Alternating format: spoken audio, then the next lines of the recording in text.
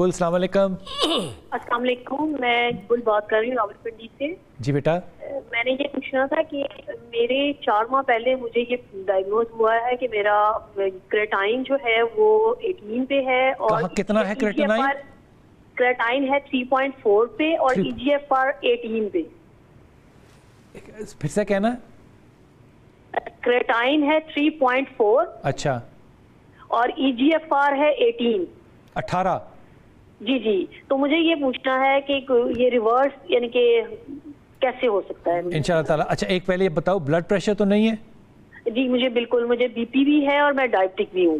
Diabetic اور میری age 50 years ہے. اچھا بلڈ پریشر کی میڈیسن لے رہے ہو؟ جی جی بالکل لے رہی ہوں. اچھا بیٹا پہلے تو حکیم نے یہ بند کرانی ہے نا آپ کی. اچھا ہاں یہ اب نے ٹیلی ویژن پہ سننا، فون بند کر دینا. ڈاکٹر صاحب کافی ہو گئی نا بات.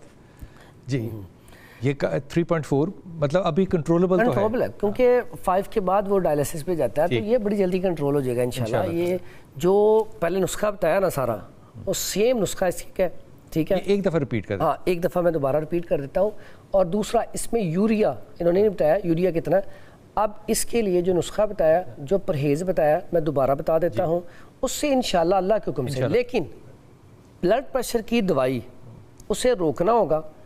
اس کی جگہ کے اوپر ہم فی الوقت کون سی بلڈ پریشر کو کنٹرول کرنے کے لیے دوائی کھائیں گے. حکمت کی دوائی کھا سکتے ہیں. بالکل میں بلڈ پریشر کے لیے دوائی بتانے لگا اور بڑی زبردست ہے. اس میں کیا لینا ہے، سندل سفید لے لیں 50 گرام، الائچی سبز لے لیں 50 گرام، اسرول چھوٹی چندن وہ لے لیں 50 گرام، میتھی دانہ لے لیں 25 گرام. ان ساری چیزوں کا پاؤڈر کر لیں. اس میں زیرہ سفید بھی 25 گرام ملا لیں. 5 چیزیں ہوگی، ان کا فائن پاؤڈر کر کے کیپسول بھر لیں.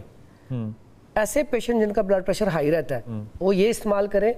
15 دن یا 1 مہینہ استعمال کرنے کے بعد یہ بھی چھوڑ دیں، انشاءاللہ بلڈ پریشر نارمل رہے گا. لیکن تبھی نارمل رہے گا اگر آپ کریٹینائن اور یوریا کا علاج کروا لیتے ہیں. آپ کے گردے بالکل ٹھیک ہو جاتے ہیں تو بلڈ پریشر بالکل ٹھیک.